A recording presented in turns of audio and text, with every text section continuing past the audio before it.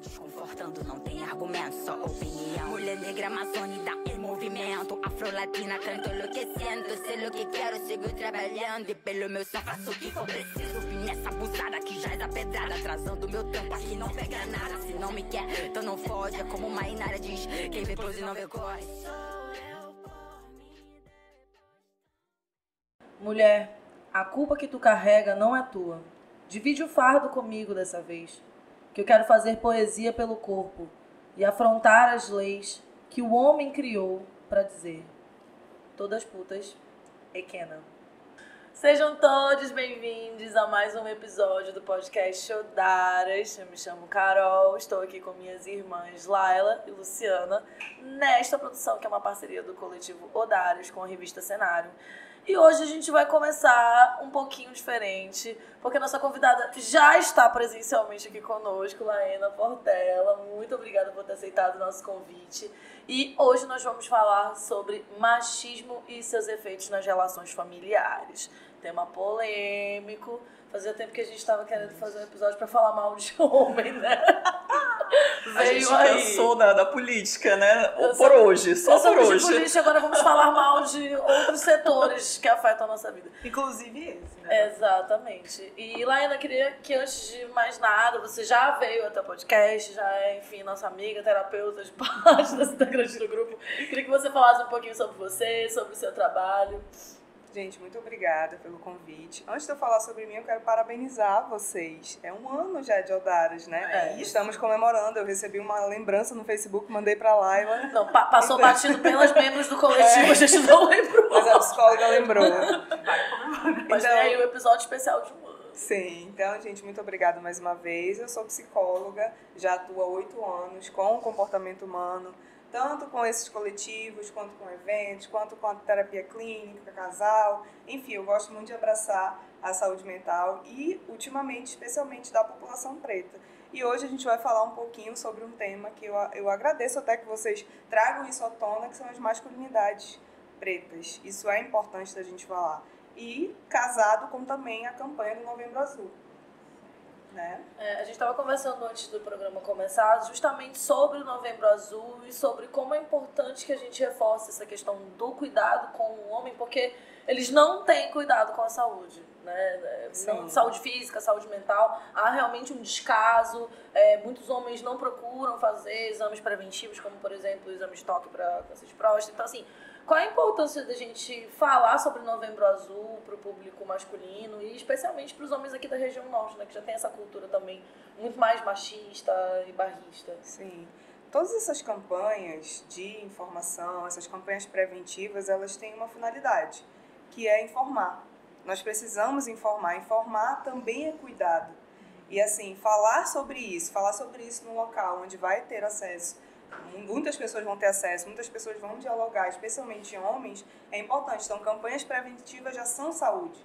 Quando a gente fala de homens e homens pretos, nos remete já àquela ideia de que eu não vou me cuidar, eu não preciso disso, eu não preciso daquilo. Vocês têm pessoas pretas na família, pai, irmão, namorado. A gente não precisa ir muito a fundo nos estudos. Reparem o comportamento dessas pessoas. Eles fogem da dor. Eles fogem do cuidado, eles acham que não, nunca vou adoecer, eu não vou ser frágil. Mas de onde vem isso?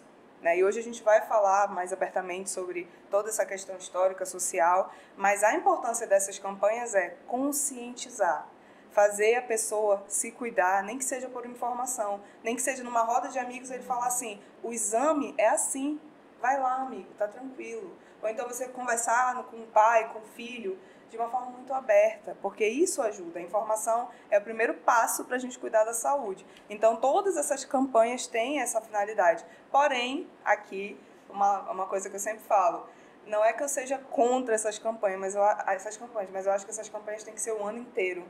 Né? O azul tem que ser o ano inteiro, setembro tem que ser o ano inteiro, o rosa tem que ser o ano inteiro. Então, que bom que vai ficar gravado essa nossa conversa, porque a qualquer mês do ano os homens podem estar se informando sobre esses cuidados. Laena, eu quero te fazer uma pergunta, porque assim, cromossomicamente, homens e mulheres têm diferença, XX, XY, eu quero saber qual é o problema do Y. Mentira, não, tô de sacanagem. Gente, vamos lá. Lá eu vou começar então por aí, por onde a Carol falou. Há uma dificuldade na busca pelo apoio psicológico, né? Então eu quero saber por qual razão esses homens, principalmente os homens pretos, eles têm essa dificuldade em buscar esse cuidado mental, né? E se isso de alguma forma está atrelado ao machismo? Sim, não só o machismo como o racismo, né? Eu trouxe uma frase que hoje eu trouxe colinha, gente, que é do Fanon, que ele diz assim: um homem negro não é um homem, ele é um homem negro. O que quer dizer isso, né? Em outras palavras, o homem negro é um homem invisível. Não se vê com humanidade, não se vê o homem preto como se vê um homem branco. Então, até essas políticas de saúde, elas são voltadas para o homem branco. E aí a gente pergunta, e a taxa de mortalidade do homem preto? É por quê? Vamos entrar em outra polêmica. Violência. Vamos entrar em outra polêmica. Doenças que têm uma prevenção. E isso é algo que a gente precisa falar. Por que o homem, então, negro é invisível? Quem é esse homem negro? Por que ele age dessa forma com as mulheres, com os outros? Porque ele, estruturalmente, a gente fala do racismo e do machismo, que não tem gênero, ele está ali invisível. Ele está ali estruturalmente largado às traças. Ele está ali de uma forma que ninguém consegue o ver com humanidade. Então, por isso que Fanon diz sobre isso. Primeiro passo para estudar as masculinidades pretas é entender que esse homem é invisível, mas não colocá-lo como vítima e nem como vilão. E ele chama esse estudo até de encruzilhada, porque ele diz assim, agora, qual o papel do homem preto? Tem essa questão histórica, tem essa questão estrutural, mas também tem o racismo, de entender que essas políticas talvez não cheguem neles, de entender que as conversas sobre o cuidado não chegam nesses homens porque eles não estão dispostos a ouvir. Eles não foram ensinados a ouvir, eles foram ensinados a quê? A sobreviver. E dessa sobrevivência, que é um reflexo da escravidão, você aprende o quê? Não interessa, eu só tenho que sobreviver. Essa dorzinha vai passar. Esse machucado aqui vai sarar sozinho. Meu corpo, ele é forte, eu sou um homem viril, vai dar tudo certo. Né? E não é uma coisa que ele aprende assim, como as mulheres, né? Consumindo as coisas, não. Está ali na estrutura da família, está na estrutura da sociedade. Então, a gente precisa olhar para esse homem invisível. Existem aqui, a gente vai falar algumas problemáticas do machismo, que, enfim, não tem raça, mas a gente também precisa olhar para esse lado de por que ele é invisível na sociedade. Por isso que a frase, novamente, vilão ou vítima? Laína, e assim, como isso impacta nas relações familiares? Acaba tendo alguma especificidade para esse homem preto, diferente do branco? Com certeza. Assim como ele está ali invisível, ele tá numa posição de que não consegue ter afeto e nem sentir afeto. Ele não conhece o afeto. E não porque ele não foi um cara amado pela mãe, pela avó, mas é porque ele não entendeu como nomear essa sensação, esse sentimento de quê? De acolhimento, o sentimento que a gente sente, por exemplo, o colo da mãe. Eu posso chorar aqui com a minha mãe e reclamar dos problemas. Ele, por si só, tem que resolver tudo da vida. Então, vai afetar, ainda que ele crie uma família, ainda que ele constitui ali vamos chamar assim, um núcleo familiar, onde ele pode prover a segurança física, financeira, ainda vai faltar essa parte da humanidade que não foi ensinada. Mas nem tudo tu falou agora dessa questão desesperador. financeira também, ela impacta bastante, né? Uhum. Especialmente, a gente sabe que, apesar de se esperar do homem que ele seja o provedor, qual é a nossa realidade no Brasil? É a mulher que é a provedora. Então, isso reduz o homem mais ainda a essa invisibilidade, porque não é ele que é o provedor. Ele é, na verdade, o sobrevivente. A mãe dele está sustentando, a avó está sustentando. Em muitas famílias, a mulher está sustentando. E aí ele perde esse papel social. E quem é ele agora? Não consegue se Não entra encontrar. no padrão, né? E você falou algo muito interessante que eu acho que linka muito com o que a Lu falou, que é justamente essa questão de não reconhecer o afeto. E eu acho que parte muito de um lugar de adultização, né? Porque são homens que desde muito cedo já tinham certas responsabilidades e já conviviam muito diretamente com o racismo, né? E, enfim, se tratar de um homem negro que está numa situação de vulnerabilidade social, lidar com a pobreza, lidar com o trabalho infantil, então, assim, são homens que desde muito cedo já se deparam com verdades muito cruas da vida, assim. Que sofrem as consequências dos estereótipos, né? Porque você vê uma criança preta, normalmente ela já é adultizada. Quando se trata de um menino com 11 anos, com sei lá, um taco na mão, ele já vira um marginal, já é traficante, enfim. Era isso que eu ia citar, porque ainda tem isso, né? O homem negro, no caso o menino, ele ainda lida com essa questão da expectativa de vida, que nem sempre é alta, Sim. né? E aí você pensa, para que ensinar afeto para essa criança, se a expectativa de vida dele é sobreviver? Né? Entende-se, então, que você tem que prepará-lo para a luta. Você tem que estar seguro. Não importa o que você sente, fragilidade não vai te salvar. Então, é isso que a sociedade espera de um homem. Só que não é o que acontece hoje, porque quem é que está segurando esses homens? As mulheres. Isso gera uma sobrecarga sobre essas mulheres. Sim. E um adoecimento dessas famílias, né? Muito... Com certeza. Aí é problema em cima de problema. E, gente, então a gente volta daqui a pouco com mais Oldares.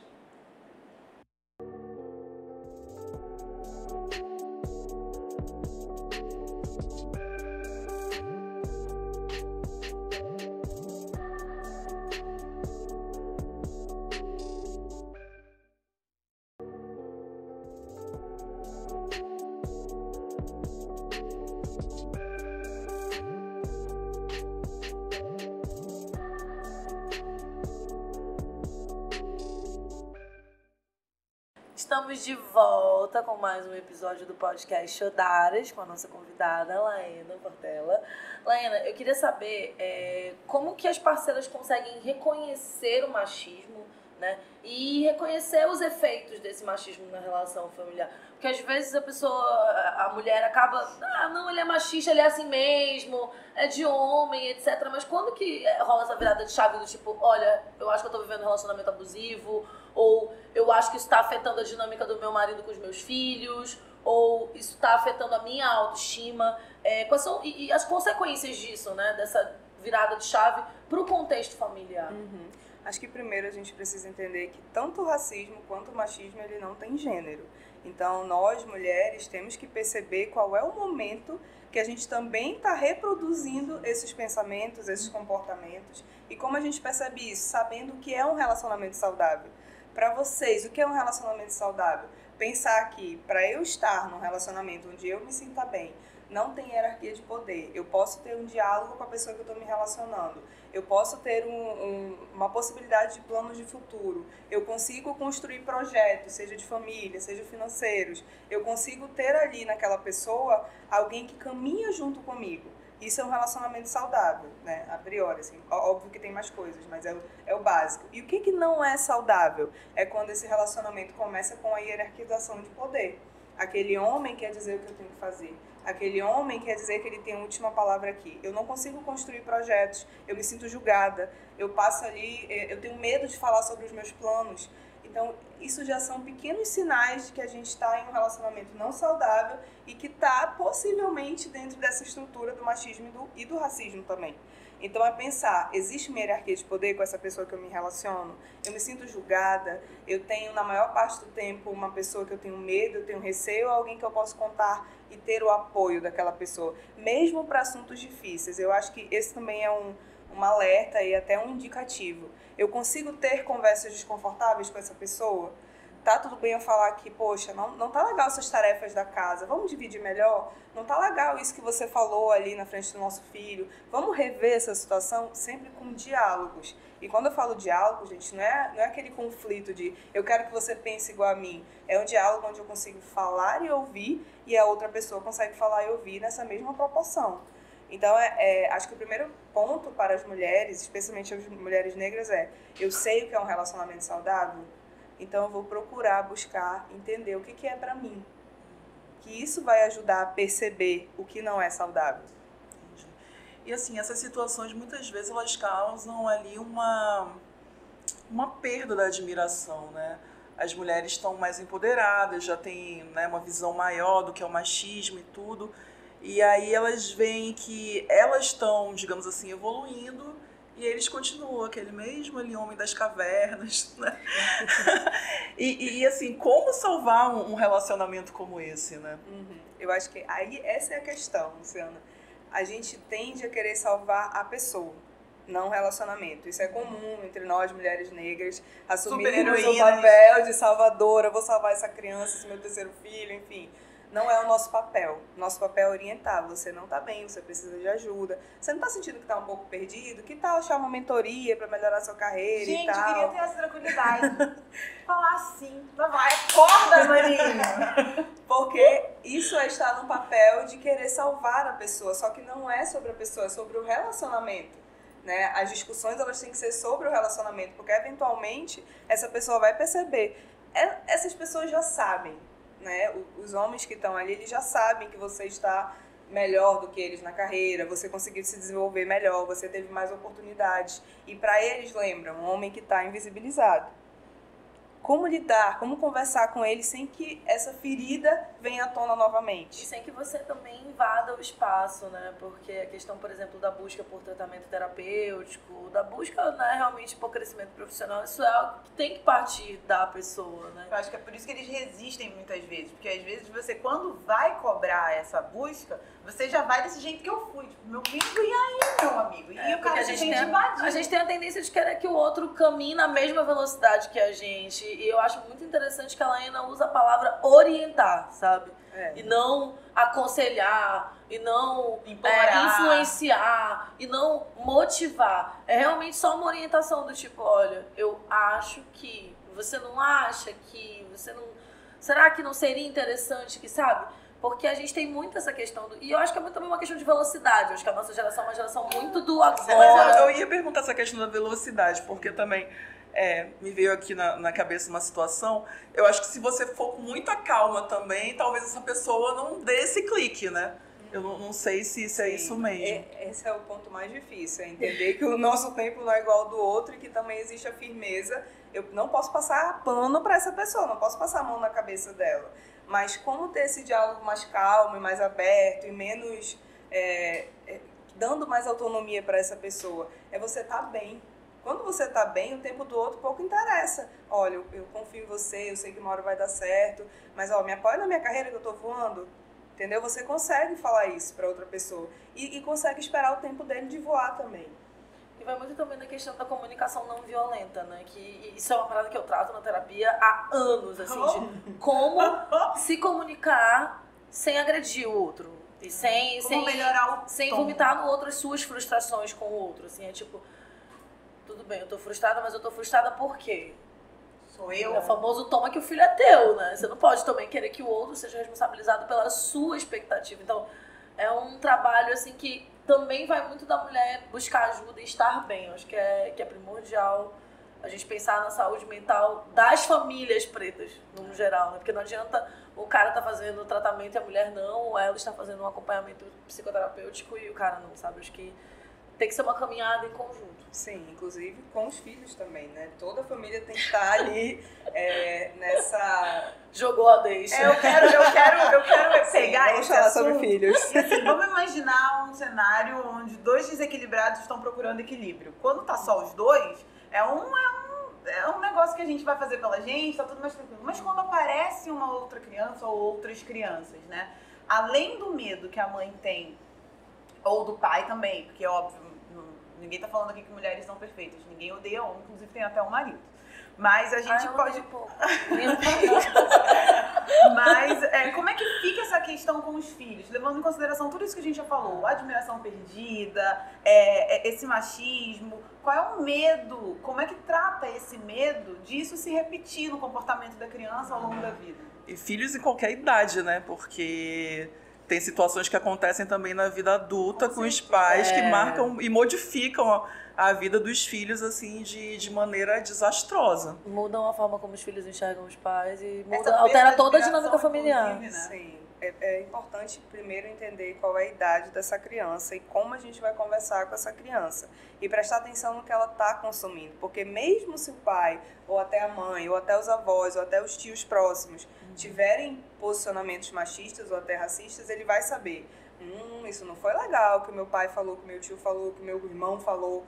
É educar essa criança pelo que ele está consumindo, os desenhos que ele está consumindo, a literatura que ele está lendo, para ele entender o mundo, porque a nossa construção de personalidade, a nossa construção de consciência, ela não vem só dos nossos pais. A gente cria filho para o mundo. Isso é uma tarefa muito difícil.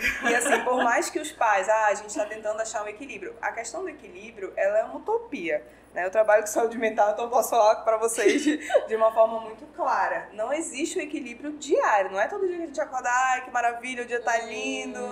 Não, vão ter dias muito difíceis e o equilíbrio tá nisso. Tá? Entender que esses dias difíceis são necessários.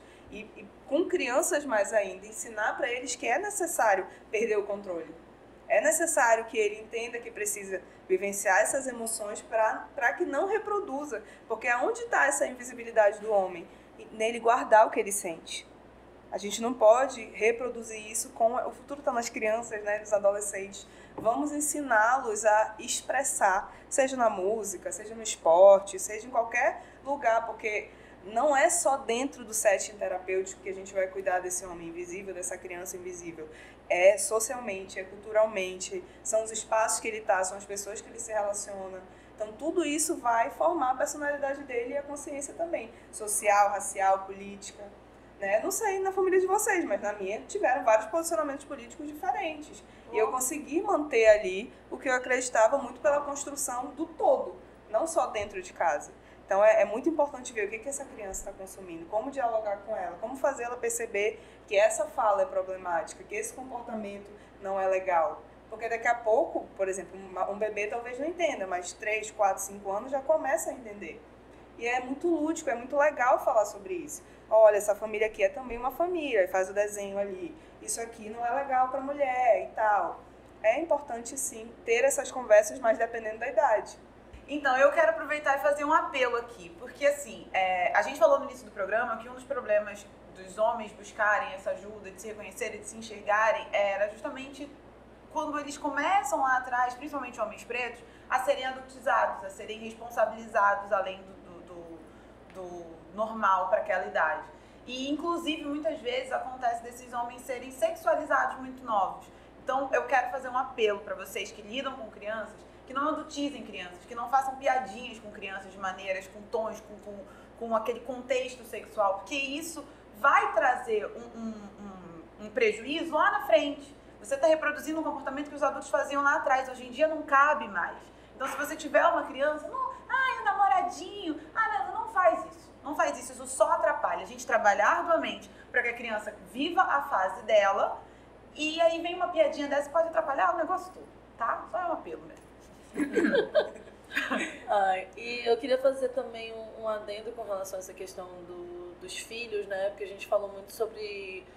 Acho que a gente falou muito sobre a perspectiva de filhos homens, né? E essa questão que ela colocou agora com relação à adultização e à sexualização se aplica muito também a meninas negras. Então, consumo de conteúdo na internet... Não só consumo de conteúdo, mas interações na internet. Todo cuidado é pouco. E hoje a gente está vivendo uma era digital onde há um acesso também a, enfim, programas de pequenas misses, que eu acho uma bizarrice, assim, porque... E são coisas assim que todo mundo acha fofinho, mas ninguém consegue enxergar como que aquilo é, de fato, tóxico para as crianças. De você ver uma criança com feições de uma mulher com aplicação de botox, com cabelo alto, sabe? Então eu acho que é muito uma questão do que a gente está consumindo, do que a gente está, de alguma forma, tornando importante, tornando relevante. E eu queria fazer uma pergunta dentro dessa pergunta, né, desse espectro. Como que você enxerga, Lena, a responsabilidade masculina na criação de meninas pretas, né? Porque assim, eu falo de um lugar muito pessoal, porque meu irmão é pai de uma menina. Então, como chegar, né, nesse lugar e como conseguir guiar essa menina, de repente, numa família, sei lá, monoparental, que só tem um pai e uma menina, né? Como que o machismo Sim. interfere nessa criação? Eu acho que a primeira quebra desses paradigmas e até da desconstrução do machismo para um homem preto é quando ele tem uma filha mulher. Porque a partir desse momento ele fica mais perdido ainda. Então, buscar informação e tentar entender o que aquela criança gosta de fazer, de conversar e entrar no mundo dela para trazer essa temática.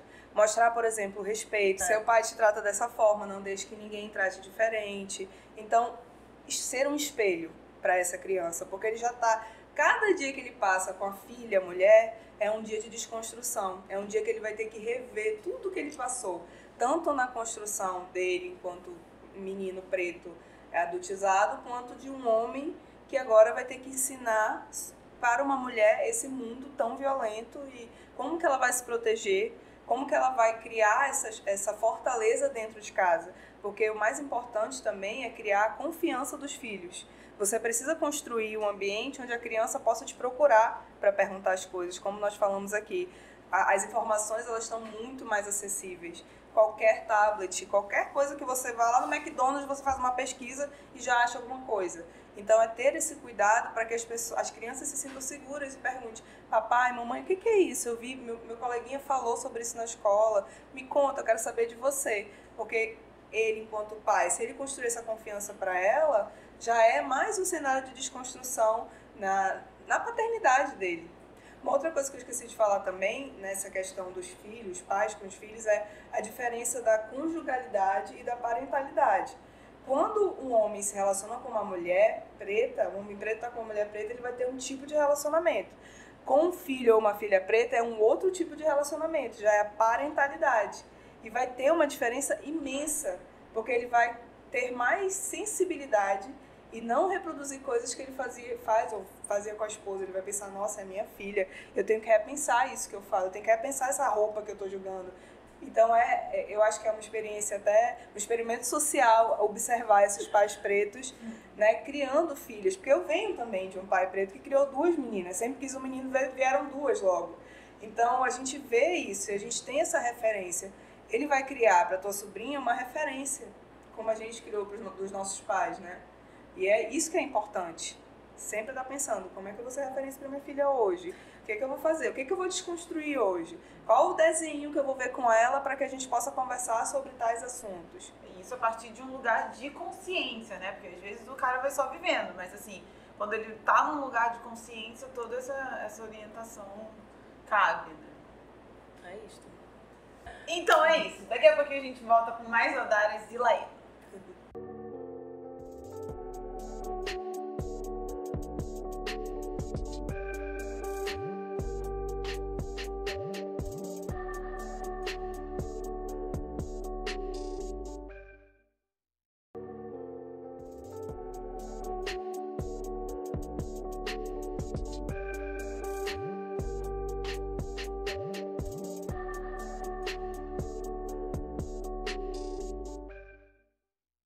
Estamos de volta com Odaras e hoje o tema machismo e as relações familiares. E aí eu queria começar perguntando para a Laena, no bloco passado a gente falou, ela citou um pouquinho a questão das desavenças que aconteceram agora, né, durante esse período de eleição. E a gente sabe que muito disso foi causado por conta do machismo, né, determinados posicionamentos e tudo. E aí até aquela brincadeira, né? Será que ainda tem tempo de salvar essas relações até o Natal, Laena? Eu acredito que salvar a relação, salvar a harmonia da família, sim. Mas reconstruir esse vínculo vai demorar um pouquinho, porque a gente não fala... Quando a gente briga por política... e quer colocar os nossos posicionamentos e o que a gente pensa e falar sobre a nossa luta, poxa, por que você não tá do meu lado com a minha luta? A gente não tá falando só do candidato tal, a gente tá falando dos valores que aquela pessoa tá carregando. Então isso é que machuca. Enquanto essa pessoa não entender que ela te machucou de uma forma mais profunda do que o que ela digitou lá na urna, esse vínculo ainda vai estar quebrado. E aí, para ter essa conversa sobre... você me magoou pelos seus valores, não pelo seu voto, os dois precisam estar muito abertos para entender que, olha, se a gente quer ter um Natal em harmonia, vamos tentar conversar e entender como falar sobre isso na posição em que eu não queira mudar a tua opinião e tu não queira mudar a minha.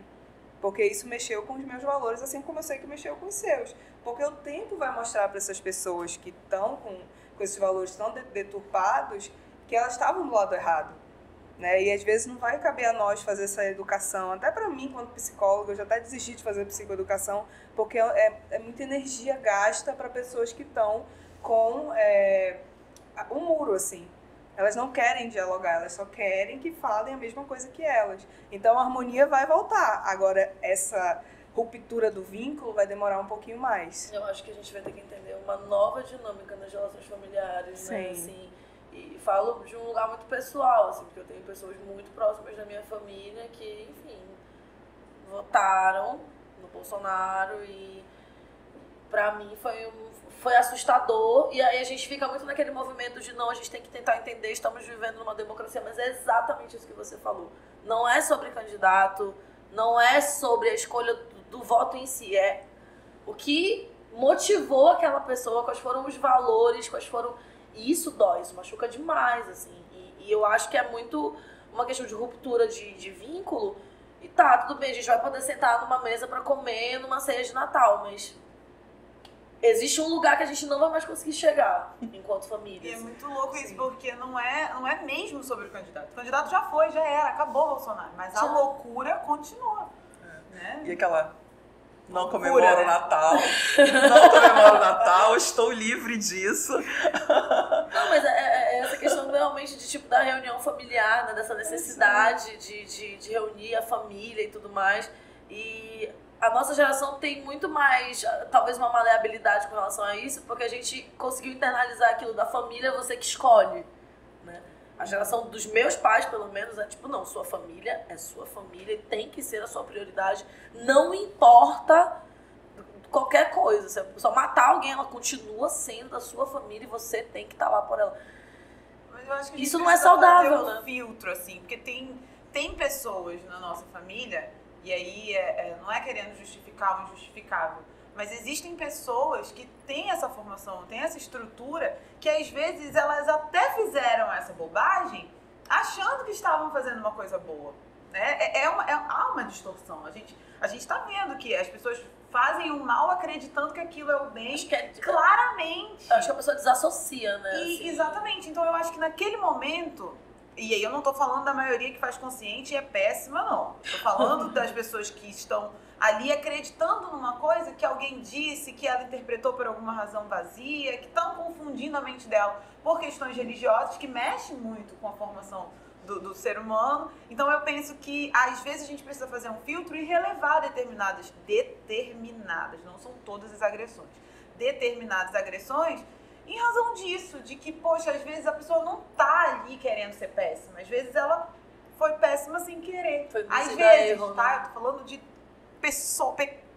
algumas coisas. Não tô generalizando, por favor. Não, e é muito uma questão também de exposição a notícias falsas e também a incapacidade, às vezes, da pessoa de fazer uma checagem, porque tem uma dificuldade com tecnologia. E eu vivencio isso na minha casa. Tipo, esses dias, foi mudando completamente de assunto. Esses dias a minha mãe, assim, arrasada. Meu Deus, o Marcelo Antoni morreu, minha filha. Eu, como assim, gente? O Marcelo Antoni morreu, o ator da Globo.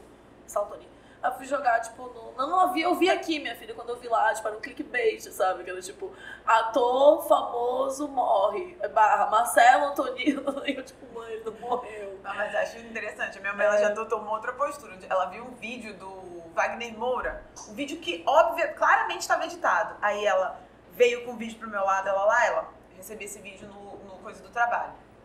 Mas isso não tá certo, não. Eu gosto muito desse garoto. Eu gosto de ver se isso é verdade pra mim.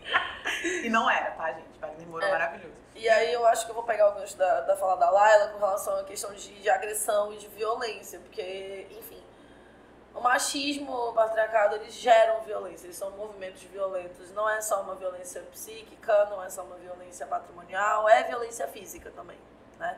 Então, a violência física, ela é uma realidade, né, muito comum entre, enfim, especialmente na população negra, né, na população periférica, na população em situação de vulnerabilidade social. Não é exclusiva, mas é muito mais comum nessa classe social. E eu queria saber, porque, enfim, as maiores vítimas são meninas e mulheres negras, né? Então, eu queria saber de ti, Laína, qual é o papel do machismo nessa propagação de violência e como que a gente combate isso?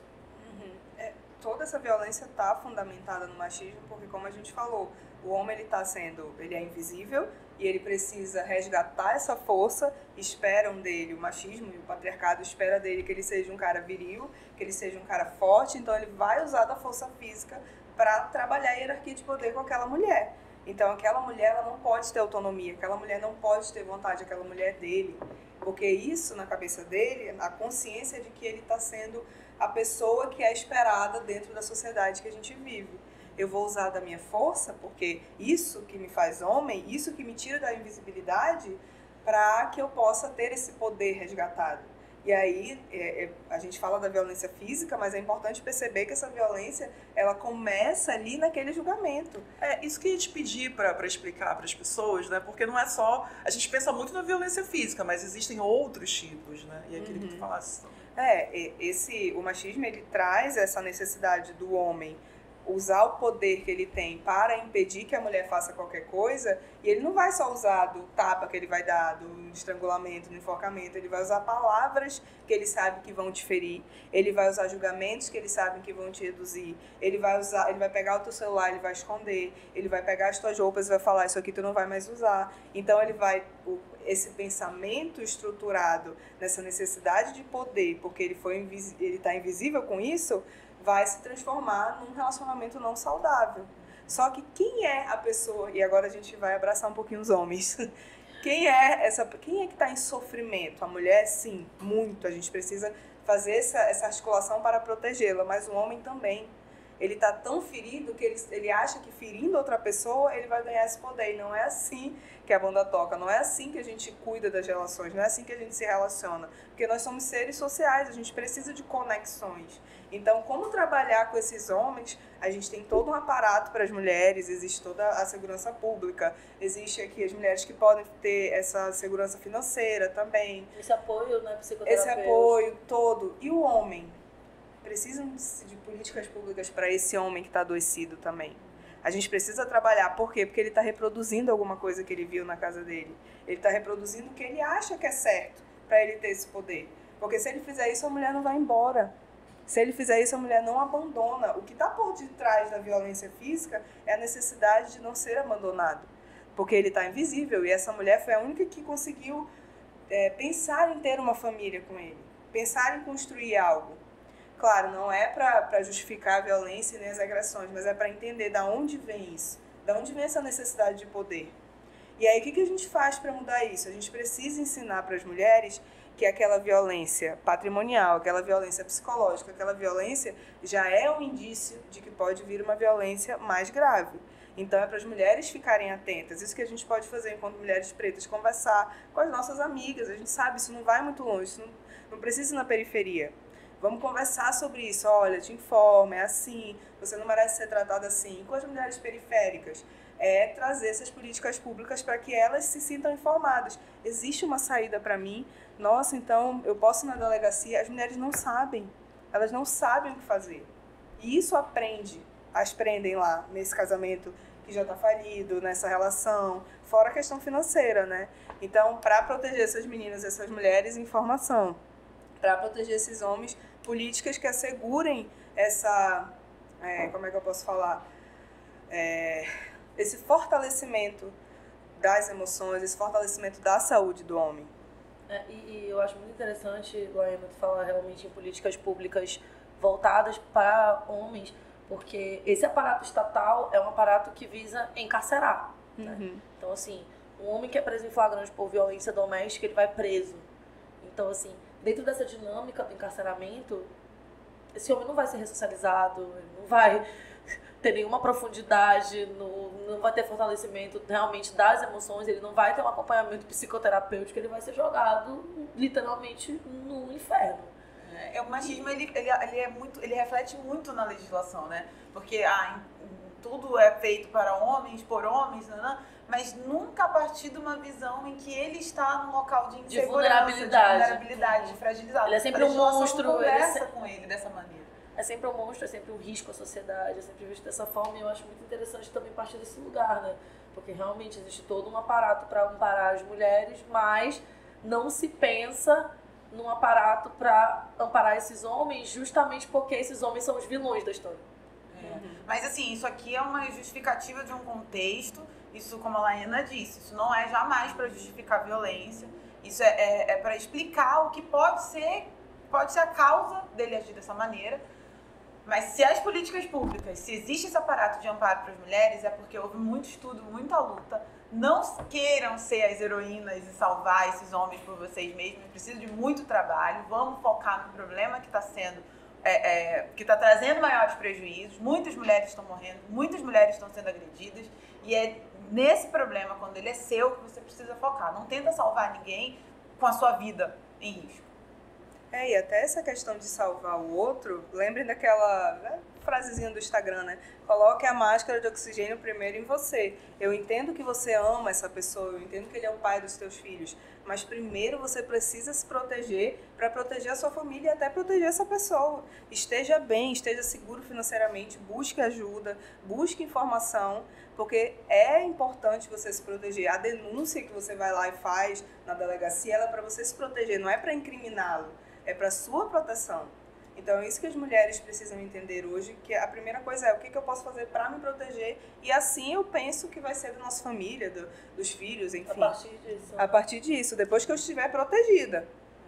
Laena, muitíssimo obrigada. Seja sempre muito bem-vinda aqui no Odaras. Contar com você, com a sua colaboração é enriquecedor. A sociedade precisa de Laena. Por falar nisso, como é que estão os projetos? Sim, vamos falar sobre projetos, né? Nosso novembro não é só azul, novembro também é para comemorar a nossa consciência da nossa luta, que novamente, volta ali a polêmica, não deveria ser só em um mês, deveria ser o ano inteiro.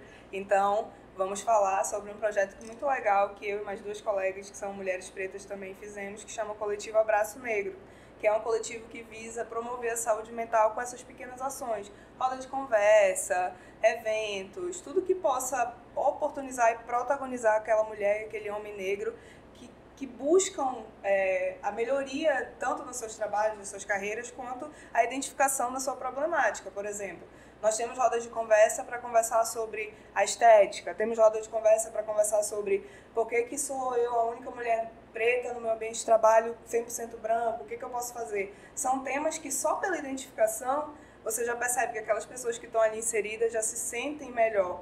Então a identificação é importante, a representatividade é importante. E daí surgiu esse abraço negro, para abraçar as pessoas e para a gente seguir unidas e fortalecidas pelo nosso propósito, que é ocupar mais e mais espaços. Ah, que maravilha, gente. Então é isso. Esse foi mais um episódio do podcast Odaras, essa produção em parceria com a revista Cenário. Acompanhe a gente, acompanhe a nossa convidada nas redes sociais, a revista Cenário, TV Rede Onda Digital. E pra gente seguir aí com essa giro de conversa. Axé? Axé!